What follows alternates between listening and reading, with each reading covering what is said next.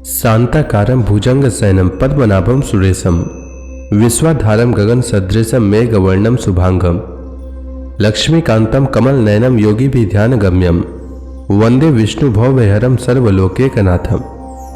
मंगलम भगवान विष्णु मंगलम गरुड़ध्वज मंगलम पुंडरीकाक्ष मंगलाय तनोहरि। ओम नमो भगवते वासुदेवाय।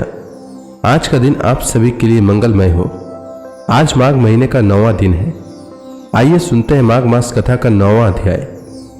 श्री मैत्रेय जी ने कहा, विदुर जी, आप भगवत भक्तों में प्रधान लोकपाल यमराज ही हैं। आपके पूर्व वंश में जन्म लेने के कारण वह वंश साधु पुरुषों के लिए भी सेव्य हो गया है। धन्य है, आप निरंतर पद पद पर श्री हरि की कीर्ति में माला को नित्य नूतन बना रहे हैं। अब मैं शुद्र विषय सुख की कामना से महान दुख को मोल लेने वाले पुरुषों की दुख निवृत्ति के लिए श्रीमद् भागवत पुराण प्रारंभ करता हूं, जिसे स्वयं श्री शंकरषण भगवान ने सनकादि ऋषियों को सुनाया था। अखंड ज्ञान संपन्न आदिदेव भगवान शंकरषण पाताल लोक में विराजमान थे। सनत कुमार आदि ऋषियों ने परम पुरुषोत्तम ब्रह्म का तत्व जानने के लिए उनसे प्रश्न किया। उस समय शेष जी अपने आश्रय स्वरूप उस परमात्मा की मानसिक पूजा कर रहे थे, जिनका वेद वासुदेव के नाम से निरूपण करते हैं। उनके कमल कोश सरीखे नेत्र बंद थे। प्रश्न करने पर सनत कुमार आदि ज्ञानी जनों के आनंद के लिए उन्होंने अध खुले नेत्रों से देखा।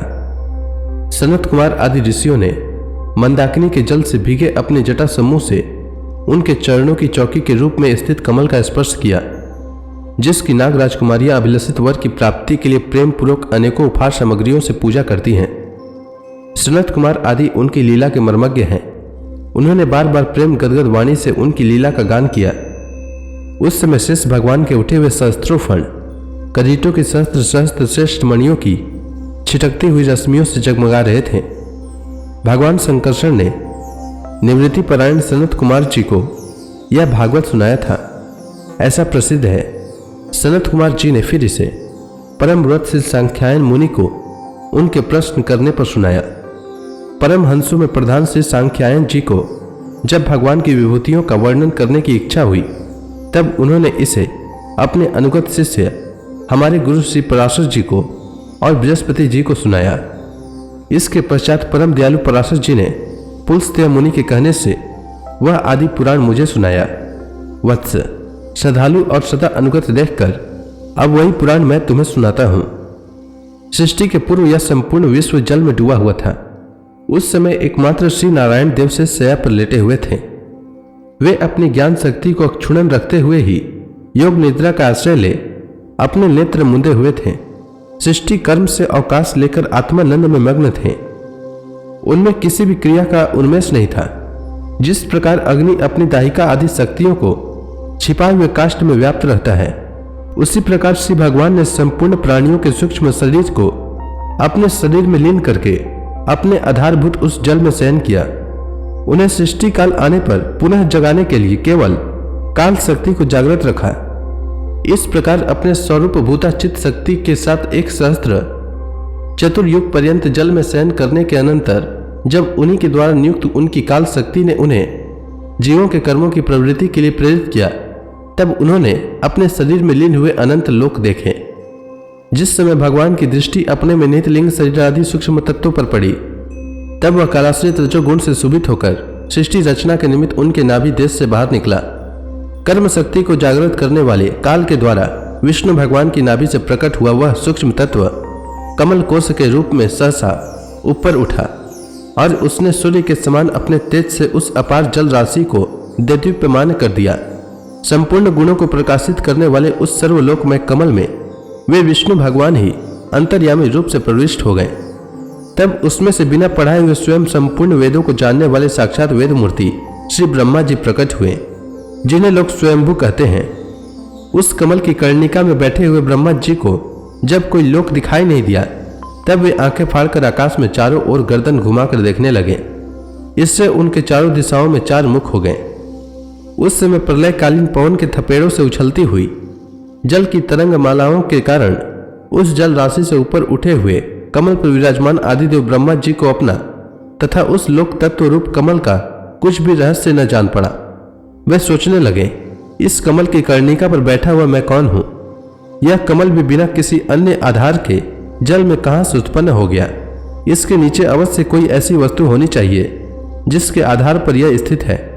ऐसा सोचकर वे उस कमल की नाल के सूक्ष्म छिद्रों में होकर उस जल में घुसे, किंतु उस नाल के आधार को खोजते खोजते नाभि देश के समीप पहुंच जाने पर भी वे उसे पा न सके।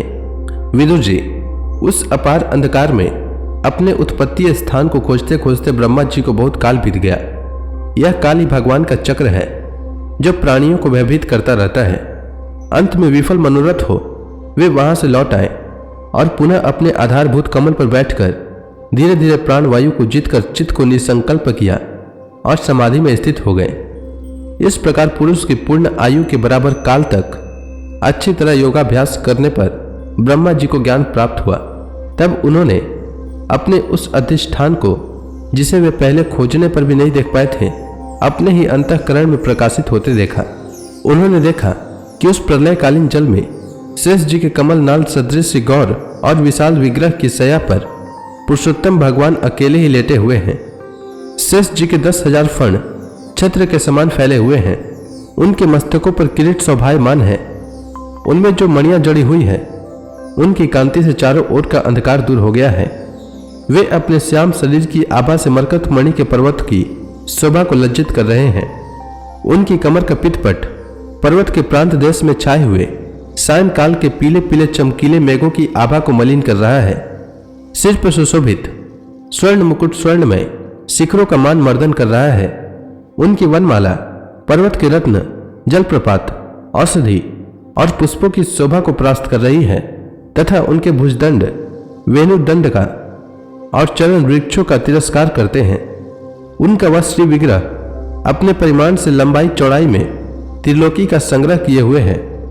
वह अपनी शोभा से विचित्र एवं दिव्य वस्त्राभूषणों की शोभा को सुशोभित करने वाला होने पर भी पीतांबर आदि अपनी वेशभूषा से सुसज्जित है। अपनी अपनी अभिलाषा की पूर्ति के लिए भिन्न भिन्न मार्गों से पूजा करने वाले भक्तजनों को कृपा पूर्वक अपने भक्त वांछा कल्पतरु चरण कमलों को दर्शन दे रहे हैं, जिनके सुंदर अंगुली दल नक्ष चंद्र की चंद्रिका से अलग अलग स्पष्ट चमकते रहते हैं। सुंदर नासिका, अनुग्रह वर्षी भौं है, कानों में झिलमिलाते हुए कुंडलों की शोभा, बिंबा फल के समान लाल लाल अधरों की कांति एवं लोकार्तिहारी मुस्कान से युक्त मुखार विंद के द्वारा वे अपने उपासकों का सम्मान अभिनंदन कर रहे हैं। वत्स, उनके नितंब देश में कदम कुसुम की केसर के समान पीत वस्त्र और स्वर्णमय मेखला सुशोभित है तथा वक्ष स्थल में अमूल्य हार और सुनहरी रेखा वाले शिवत्स चिन्ह की अपूर्व शोभा हो रही है।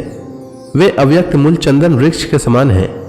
महामूल्य केयूर और उत्तम उत्तम मणियों से सुशोभित उनके विशाल भुजदंड ही मानो उनकी सहस्त्रों शाखाएं हैं और चंदन के वृक्षों में जैसे बड़े बड़े सांप लिपटे रहते हैं, उसी प्रकार उनके कंधों को शेष जी के फणों ने लपेट रखा है। वे नागराज अनंत के बंधु श्री नारायण ऐसे जान पड़ते हैं मानो कोई जल से घिरे हुए पर्वत राज ही हो। पर्वत पर जैसे अनेकों जीव रहते हैं, उसी प्रकार वे संपूर्ण चराचर के आश्रय हैं। शेष जी के फणों पर जो सहस्त्रों मुकुट हैं, वे ही मानो उस पर्वत के स्वर्ण मंडित शिखर हैं तथा वक्ष स्थल में विराजमान कौस्तुभ मणि उसके गर्भ से प्रकट हुआ रत्न है। प्रभु के गले में वेद रूप भौरों से गुंजायमान अपनी कीर्तिमय वनमाला विराज रही है। सूर्य, चंद्र, वायु और अग्नि आदि देवताओं की भी आप तक पहुंच नहीं है तथा त्रिभुवन में बेरोक टोक विचरण करने वाले सुदर्शन चक्र आदि आयुध भी प्रभु के आसपास ही घूमते रहते हैं। उनके लिए भी आप अत्यंत दुर्लभ हैं। तब विश्व रचना की इच्छा वाले लोक विधाता ब्रह्मा जी ने भगवान के नाभि सरोवर से प्रकट हुआ वह कमल, जल, आकाश, वायु और अपना शरीर केवल ये 5 ही पदार्थ देखे। इनके सिवा और कुछ उन्हें दिखाई न दिया। रजोगुण से व्याप्त ब्रह्मा जी प्रजा की रचना करना चाहते थे। जब उन्होंने सृष्टि के कारण रूप केवल ये 5 ही पदार्थ देखे, तब लोक रचना के लिए उत्सुक होने के कारण वे अचिंत्य गति श्रीहरि में चित्त लगाकर उन परम पूजनीय प्रभु की स्तुति करने लगे।